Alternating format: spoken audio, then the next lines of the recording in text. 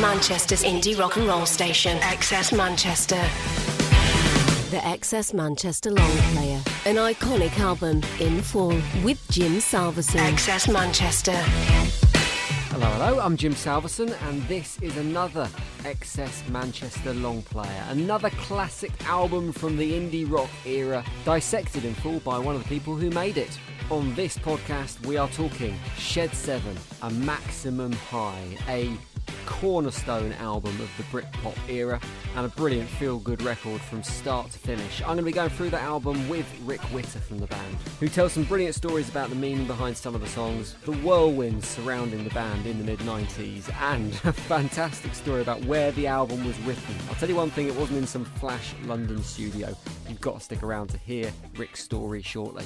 If you like this podcast, if this is your first long player, there's plenty more to go at in the series. Your favourite artists talking about your favourite albums, so go and check back in the timeline and have a look at some of the shows that are available now. If it's Britpop you're into, then I'd recommend checking out maybe Ocean Colour Scene, Moseley Shoals, Nigel Clark from Dodgy talking three-piece suite, maybe Embrace, Richard McNamara when he was talking about the Goodwill Out as well. There's a few to get yourself stuck into. If you like them and you like this, make sure you leave a review wherever you listen to your podcasts. A few nice words on iTunes or Spotify go a long way, but most importantly, enjoy this fascinating chat with Rick Witter from Shed 7 talking A Maximum High. Hi Jim, you okay? Yeah, really good, thanks. Good time to talk to you because Maximum High, just reaching its 25th anniversary, it's getting a re-release alongside that. It's available on pre-order now. We're talking in October of 2021, so it's out properly towards the end of the year. We're going to talk about this album in detail and go into the making and the creation of it. But how's it felt looking back at this 25th anniversary? Does it even feel like you've ever sort of been away from these songs? Because you've played like the likes of Going for Gold a lot over the last 25 years, I guess. So they've always been with you. So do you have that opportunity to kind of step back and be retrospective about this album? It's a bit weird because I'm only 24, so I don't know how this has happened.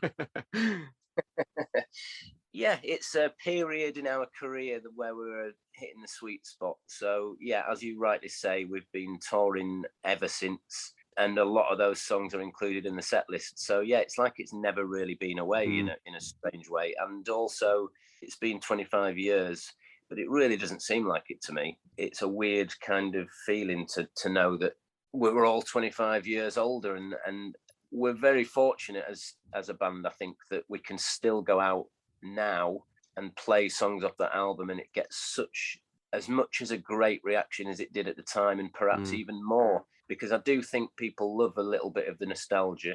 I think music is somewhere where it can take you where nothing else can. You can hear a song that you haven't heard for a long time and it'll take you right back to the time where you first heard it, or you got married, or you did this. You know, it's great for memory's sake, which I think is another reason why people still love coming to see us, because they get that nostalgia, but they also get to see a rock and roll band playing it with passion just as much as we did at the time. That must mean a lot, the fact that people are still really into the music, that they want to come and celebrate this anniversary with you. It's not the first anniversary of this album that you've celebrated. You did the Maximum High tour, I think it would have been for the 15th anniversary.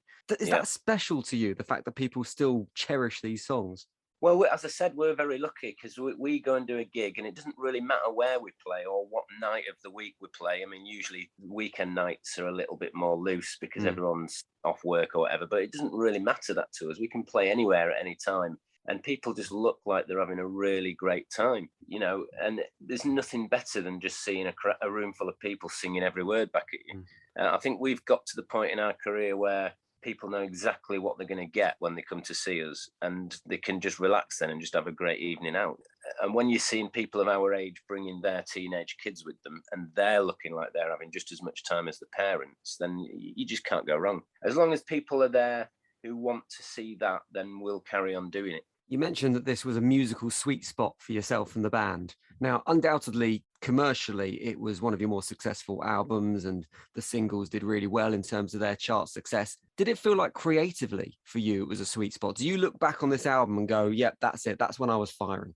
No, not really. We've never, ever, since before we were signed, since we began, really, we just write songs and then we decide where they'll go. And if one's good enough to become a single or be an album track or a B-side or whatever. Looking back, I can't really remember doing anything different to any other album that we've released with the Maximum High. I think the only difference probably was the fact we'd had our debut album out and that had done okay, and it was time to step it up, production wise. I think there was a little bit of a worry within the record label.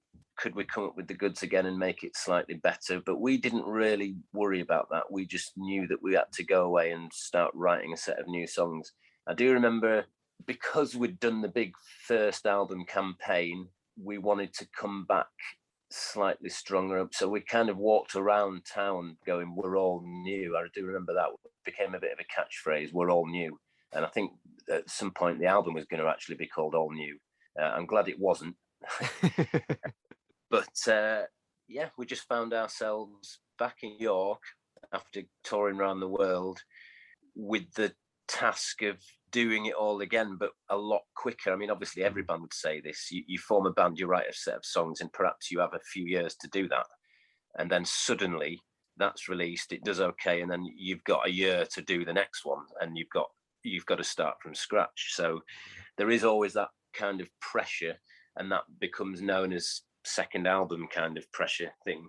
But we didn't really have that. I think we breezed through that difficult second album syndrome quite well, really.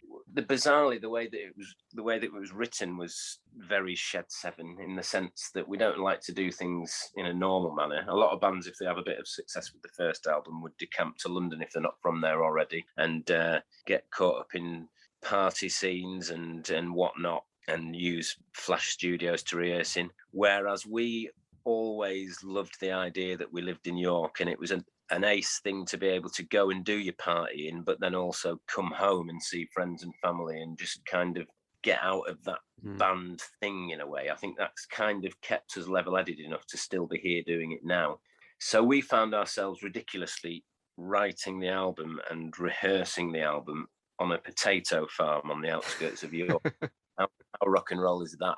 I did hear this, and I wasn't sure whether it was one of those internet facts that aren't actually facts that someone's just stuck on Wikipedia at some point and seeing how many people fell for it. And I thought that was really interesting to hear that it was in a potato plant, because when you listen to this album, lyrically, I think it's a pretty positive album in its outlook. It's upwards looking, and that doesn't seem to fit the scenario of it being created in... I mean, I'll be honest with you, I've never been to a potato farm, so I don't know what it's like, but I imagine it's not particularly glamorous. Well, this is it, you see, because as I say, we used to walk around at this point saying we're all new. We had a really positive outlook on things, which I think was important at that time. And as you rightly say, coming through the lyrics, I mean, songs Getting Better, Going for Gold and Maximum High, it's all kind of quite upbeat. But the scenario of that came about because we'd lost where we used to rehearse. I think that had shut down. So we were kind of looking for somewhere in or around York where we could go and thrash things out and make a lot of noise. And we were kind of struggling to find anywhere at the time. And I think Tom, our bass player, was quite friendly with this lad whose father owned a potato plant just on the outskirts of York. And he said, there's a couple of disused offices on the site where you can make as much noise as you want and you can use it for free. So we kind of thought, well, it's a win-win, really. So, yes, so we were in this kind of disused office block, set up, bashing it all out. But while we were doing that, you could look out of the window and basically just see loads of tractors bringing in trailerfuls of potatoes that were being bagged up in this next to the place we were playing in. But it didn't slow us down. I mean, as I say, we wrote a lot of good songs there. I mean, to be honest, me and Paul would get together at each other's houses first and get the basic bones of the song together, and then we'd take it there and we'd all kind of rehearse it and whip it into some type of song shape. And funnily enough, the most weird scenario about all of this is the very site where that potato plant was is now a B&Q, and the exact spot where the office building where we wrote a lot of that stuff is now where the garden sheds are being sold in B&Q. Wow. I think we need to start a campaign to get a blue plaque on one of those sheds, get it erected. That's really interesting. I mean, did that keep you grounded? Because I remember reading an interview with you where you described the period, I guess, after the release of this album as being all, your words were Top of the Pops, Chris Evans, Richard and Judy, and Flying Around the World, which is a kind of pretty rock and roll statement, and clearly a bit of a whirlwind following the release of this album. But I guess those images of you guys writing and recording and preparing in this disused office in a potato farm, did that help to keep you grounded over this period? Yeah, I guess it did. Yeah, and as I've touched upon already, not moving to London, not over partying, it was important for us. It's a 2-hour train journey to get to the capital, so we'd go and do what we needed to do, but always in the back of our minds was we're going to get to go home. We had a really good, strong friend base in York that we'd grown up with, because it's quite a small city as York. So, we would go off and do the Top of the Pops and the Richard and the Judys and have a laugh and a bit of a party. And then we'd come home and our friends would be asking what it was like and what we did and what we got up to. But then they would equally just start saying, oh, I fixed this sink the other day at my job, So you'd be brought right back down to earth in a pub, if we're all just sat in a pub having a chat. You're interested in what your mates are doing, and they just happen to be a plumber or whatever, or a decorator, and then they're telling you stories about what happened to them. So before you know it, you just back down to where you were before, and I think that was quite important, and I do think that's why we're still here doing it now, really. Going back to the recording of the album itself, now it was a residential recording. I think you spent 3 weeks in the studio putting it all together, but then whilst it was being mixed, you guys had to fly out to go and tour Japan. How did that feel at the time? Did it feel like you were kind of leaving your creation, leaving your baby behind? Because this was before the days where someone could just email you an MP3 mix and go, this is what we've done, is this okay? So was it a wrench to kind of go back on the road whilst you left your album with someone else? Did you want to be more hands-on with that process? No, not particularly from what I remember. I think because we'd already had an album and we'd done a campaign, we knew the importance of going out and promoting yourself.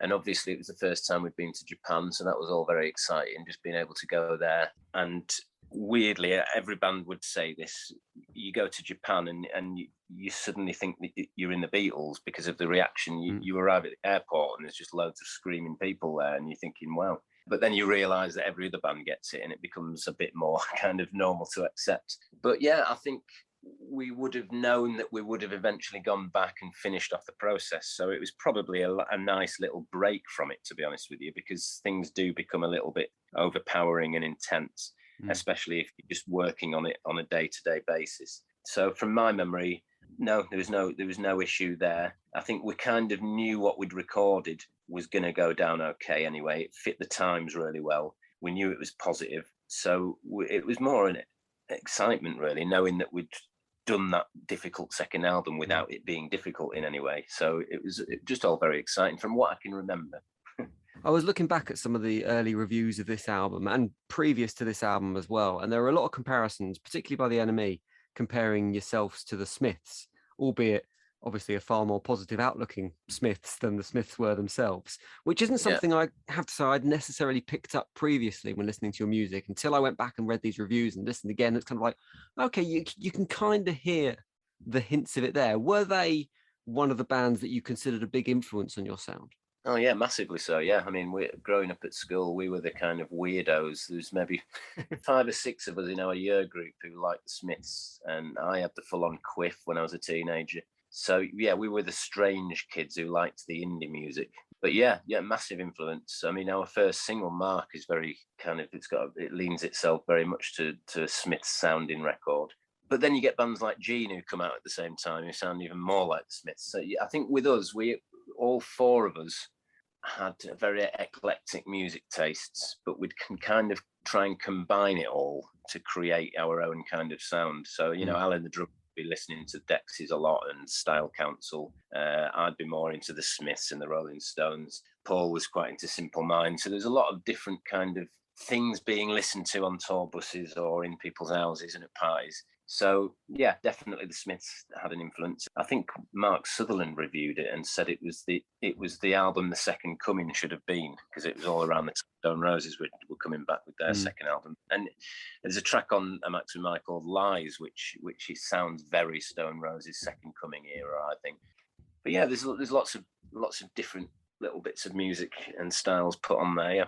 It's interesting you mentioned the Stone Roses. I'm going to ask you in a moment to pick a couple of tracks on the album. We do with everyone that does the long player. They can be your favorite tracks. They can be tracks that spark particular memories or things that you want to rediscuss or rediscover. So whatever you want to pick is fine. But I just want to pick one before that. And it was interesting. Again, going back and rediscovering this album for myself, I kind of spotted how Roses-esque the final track is off the album, Parallel Lines, which is an epic tune.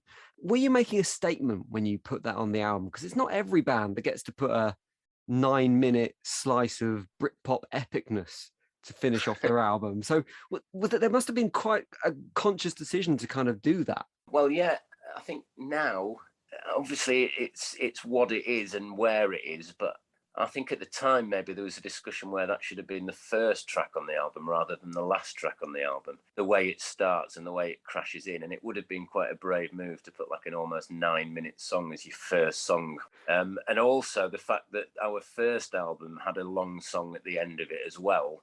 It would have kind of been quite a cool thing to come back with your second album and have the long song at the very beginning. But I just remember that being real good fun creating it. You know, I mean, it's still a great song to play live just because the nature of the fact it starts very slow and it takes ages for it to crank into gear. But the build-up is an important part of that song. You know, people, when it eventually does crash in, it's almost like the money shot's happened 4 minutes in, but there's still another 5 odd minutes of the song to go. You know, it's all about getting high, you know, which is a good thing. Pick a couple of tracks off the album that you love or hate, Rick, or just sparks off memories that from the recording that you remember. Well, I'd opt for more of the album tracks, to be honest, because of the fact that we do play Going for Gold on Standby, Sure. Getting Better Boy. We play them live a lot. So I don't know how much of if you're a Shed 7 fan, you maybe know this, but I don't know how many people would be aware of the fact that a song called Magic Streets is actually about visiting prostitutes. I think if people kind of re-listen to the song after knowing that, it might make a little bit more sense in their head. And I'm not suggesting for 1 minute that that's something that I do, but I heard a rumour, or there was rumours, and this wasn't just this particular place. There was lots of rumours around York at this point. If there was a red light in a window, it meant it was a brothel. And, you know, this could be a terraced house, or it could. So basically, we heard a rumour in the early 90s that right in the middle of York city centre, where the shops are, there was an early learning centre. And above that was a brothel. So hence we went to the early learning centre with the money that I lent you. Basically, it's a story that I came up with in my head. None of it's factual, where somebody loses the virginity to a prostitute above the early learning centre. So when it's saying, so put your anorak on, that means a condom. Put your hooded cloak on, that means a condom. It's basically singing about celebrating going to have sex. So there is a kind of seedy side to Shed 7 that perhaps people don't really get as much, which people need to know. As a songwriter, how bothered are you about the context in which people listen to your songs? Because as you say, if you're not a Shed 7 fan, you've probably not picked up on that before, but you might love the song anyway. So does it matter to you that someone knows what the lyrics mean or knows the depth, or is it all about their interpretation? Well, yeah, a bit of both, to be honest with you, Jim. I think it kind of almost pleases me when I have to explain myself, because perhaps maybe I keep a little bit back and don't make it as obvious as it should be. I mean, some songs are just obvious what they mean, but yeah, others are a bit more kind of elusive. But yeah, I'm a big believer in people can take what they want from it, because at the end of the day, we've created it. And if people want to take that away and enjoy it as much as they want to within their own mindset, then it's nothing to do with me anymore. You know, I just want people to enjoy listening to it, because I've grown up as a human being from the age I can't remember where I just love music. And if I get into a song, I won't sit there singing along with it, thinking too much about the inner depth of it all lyrically. I'll just sing along with it because I love doing that, you know. So, I mean, there's another song on the album called Lady Man, which written in 1995, I think we wrote that one. It was a bit of a weird subject to write about, but that's all about wanting to change your sex because you're not happy in the skin that you're in, you know. So if you're a man and you decide you want to be a woman or whatever, you know, That's quite a So, forward-thinking topic to be tackling in the mid-90s. I well, mean, nowadays it doesn't feel so... yeah, I thought so too, but it wasn't really picked up on at the time. I think people just laughed because the first lyric in the song is "I'm a lady, I'm a man, trying to do the best I possibly can." You know, I don't think people really picked up on the kind of seriousness of the nature of the story that I was trying to say. I think people were just kind of, "I'm a lady, I'm a man." The chorus in that is quite heartrending, really. If you're not comfortable in your own skin, then you can't change it. You know, my heart is a plastic cast and with broken glass. You know, it's all. Yeah, so I don't know if people picked up on that at the time. It seemed to be a kind of a lost song on that album, Lady Man, to be honest. But yeah, there's an awful lot of kind of very upbeat stuff on there too. So it's everything. It's sex changing, it's drugs, it's sex, it's getting high, it's feeling like you're getting better. You know, it's winning medals. How are you pulling your inspiration for this then, Rick? Because obviously you said Magic Streets isn't from personal experience, but it's kind of a story woven out of something that you heard. Lady Man, I'm assuming it's not from personal experience as well. So is it for you, is it kind of like you have a starting point and then you generate a story on from that? Yeah, pretty much. Yeah, I'll just build on an idea that I have. Yeah, so I could be sat on a train and I can overhear a conversation down the carriage, and someone might just say something, a phrase, or be discussing a certain topic, and I'll get interested in it. And I won't eavesdrop any longer, but I'll jot down the idea that I've started to formulate through hearing that conversation, and then that will become something. So with Magic Streets, because it was a rumour for such a long time that there was a brothel above the early learning centre, it kind of gets ingrained in your mind, or it does to me, maybe not everyone else, because no one else wrote a song about it, but I'll kind of take that away and start creating something out of that. And that's what art is, isn't it, at the end of the day? It's, you know, I got into trouble. I know this isn't Maximum High, but the previous album, Change Giver, it had a song called Ocean Pie on it, and that was my perception of what it might feel like to be on heroin. I've never done heroin, but because you read books about artists and you read about their experiences, all you have to do is read a book about Keith Richards and you kind of get to know what heroin might do to people. Yeah. So I wrote a song based on what my thoughts would feel like to be on heroin. So what's it like to let the feeling flow? It shakes me cold, you know. And I did say at the time what that song was about. And then I do remember one evening I was walking through York City Centre with a few friends, and three people who looked a little bit rough took massive umbrage at me about writing a song about something that I hadn't experienced myself, which I thought was quite a bizarre. You know, everyone's got the right to free speech and to imagine what things might be like. If I wanted to write a song about what it'd feel like to jump off a cliff, I don't need to go and jump off that cliff first. And the chances are, if I did jump off that cliff, I'm not going to get the chance to write what it felt like, am I? Yeah, I mean, quite happily write a song about going to the moon, for example. I don't think Neil Armstrong's going to be having a pop at you, is he? There you go, you see. Yeah. Rick, it's been fascinating to talk to you about Maximum High. I want to kind of go back to where we started and talk about how it feels now, 25 years on since the album's release. And as we said earlier, these songs have kind of stayed with you. You reworked a few of them for the 15th anniversary. You've played them at gigs over the last 25 years. When you go back and listen to the album in its original form, how do you feel about it? Do you listen to it and go, oh, I wish we'd done that differently? Or are you just immensely proud of creating this cornerstone of Britpop? I haven't listened to it for an awful long time, to be honest with you.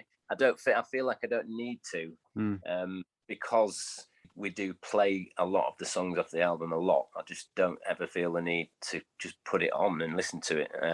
And you know, the songs now, when we play them, they're just as meaty, or maybe even more so than how we used to play them in the 90s, because we've just got older and we've learned more, and we're more relaxed on stage playing it because we are older and we know that what we do is good. So I'm not going to play Bully Boy on a Monday night in Blackburn and then go home on a Tuesday and listen to the record. I'm just not going to do it. But, you know, come back to me in about 30 years and I might have put it on. Okay. We'll do it for the 55th anniversary. Rick, pleasure to speak to you. The campaign to get the blue plaque in the York B&Q shed section starts here. I'm on it, but really nice to speak to you. Cheers, mate. Cheers. The XS Manchester Long Player, an iconic album in full with Jim Salverson. XS Manchester. We're done. Cheers to your ears. That is it for today's XS Long Player. Thank you very much for listening. He tells a good story, does Rick, and it was a good story about a fantastic album, Shed 7 Maximum High. If that has inspired you to go back and listen to this album in full, you'll find a link on Spotify to the whole album in the podcast description, along with more details as to where you can find more from the XS Long Player. Make sure you've hit subscribe or follow, because there'll be another show next week, and there's plenty more in the back catalogue to get your teeth stuck into as well. I'll see you next time for another classic album dissected on the XS Long Player. Manchester's indie rock and roll station, XS Manchester.